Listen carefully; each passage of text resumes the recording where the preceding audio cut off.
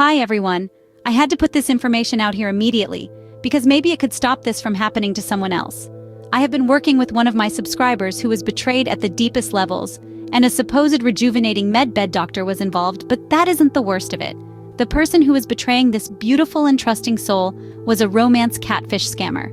I know very little except that person was beguiled into giving this catfish over $50,000. Let me go back to the beginning. I received a request for help. The request was in another language, and I had a friend who is an energy healer that spoke the language. So between the three of us, I learned that this lady who is over 60 was seduced by a Nigerian romance scammer on Telegram. He was impersonating a celebrity much younger than her. I didn't go deeply into it due to the language barrier, but it seems that the scammer took well over $50,000 from her. But the hook that he used was not only the promise of love, but a promise to take decades off her life with a doctor in Los Angeles that has a med bed that could restore her ability to have his baby. He apparently asked for another $30,000 and was trying to get her to divorce her husband of over 40 years and sell her house. She was in the process of doing both when she reached out to me.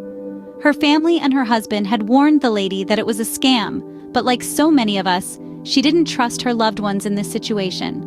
But we must remember that the catfish wants you to mistrust your family and friends. They want you to listen to only them.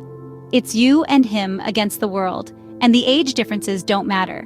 Well, I tend to agree that the age difference is not a deal breaker because my fabulous husband Tim is much younger than I am, and I met him in my senior years. But there were some very classic signs that people should know. First, an international scammer will have improper grammar. They write in the same broken English that they talk in, so be alert for that. Second, in this case, the catfish was using a Gmail email account. Gmail is one of the few mail servers that strip the IP address of the sender off of their email headers, so you cannot find the person's exact location through their IP address. Instead, you would get the country that the Google server was in. In this case, it was Nigeria. Third, at first it was my understanding that they had never FaceTimed, but the following day I received a picture of a phone showing a phone number. The first thing that I noticed is that he was not the celebrity, and the second thing was that the country code in the phone number was Nigeria. Fourth, the social media websites of the real celebrity and the celebrity news sites will tell you a world of information of the celebrity and his life and whereabouts. In this case, the real celebrity had checked in on Facebook to LA locations that showed that he had been in LA for over 2.5 months over the past year, and he never told the lady. Also, the celebrity chat papers revealed that he had the same girlfriend since college, and there were reports that he married the girl last October while the catfish was declaring his undying love for the victim. I could tell that she was hesitant by a couple of the emails because he was using every mind control tactic in the book to get her to borrow money. This sweet woman was supposed to meet him at the airport this Saturday to go to LA. I got an email this morning that her bags have been packed since December in anticipation of this meeting, and they will be unpacked before Saturday. I am elated that she was able to break free from his spell, and I pray that she can begin to heal and eventually emerge into a stronger and more intuitive person. It's really hard. I have been there. I was on dating sites nearly 10 years when I met Tim on one of them. The scammer is always working overseas or very often on an oil rig, which makes communication difficult.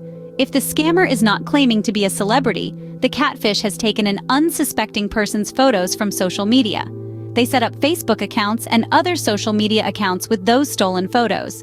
If you have photos of an online love, there is a reverse image search in Google.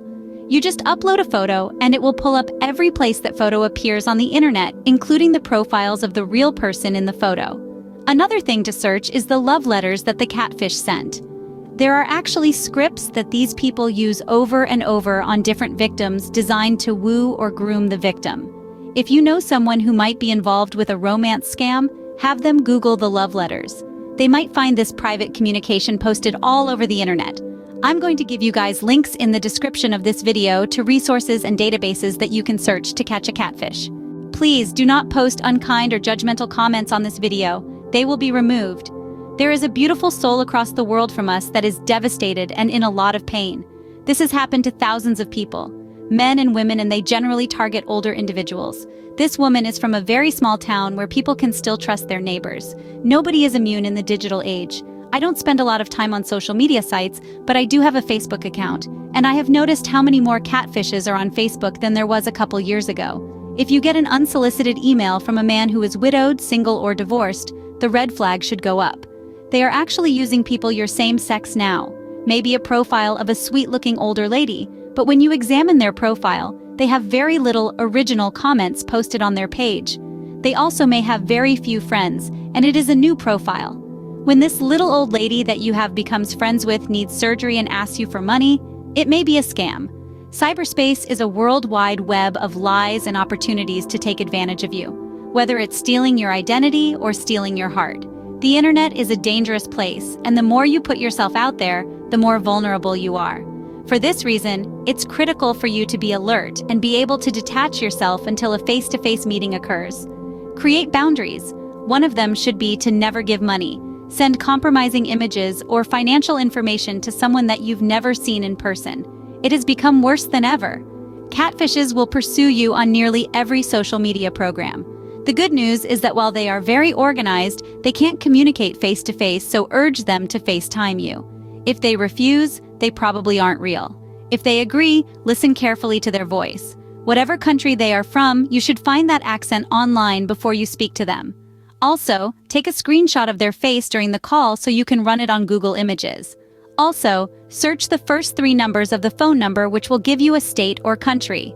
If you do these things before you take the jump into love, you will save yourself a lot of money and heartache.